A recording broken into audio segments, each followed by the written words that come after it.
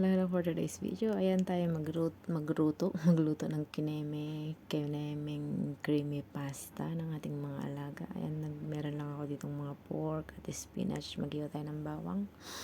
Ayan, habang nag-aano ko dyan ay nagpakulo na rin ako. Hinanda ko na yan kanina, sinabay ko. Ayan, inilagay ko ang gulay. Ganyan po ang tinuro sa aking pagluto ng aking amo. Kaya sundin lang natin. Ayan ang aking mga ingredients. May tira silang itlog kaninang umaga, kaya yan ilagay din natin. At ayan na nga, painta na mantika. Ilagay lang ang bawang hanggang mag golden brown.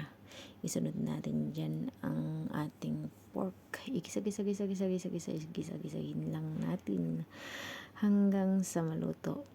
Ayan, sige, mabilisan. Gisa lang. Tapos yun, ilagay na natin yan. Ayan, nag-set aside nga pala ako dyan ng para sa akin. Para sa tanghalian ko naman.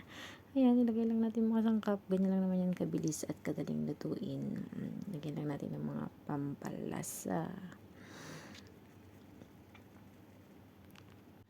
At ayan na nga, halo-haloin. Pakuluin lang ng ilang minuto. Ayan ang ating creamy kineming pasta carbonara.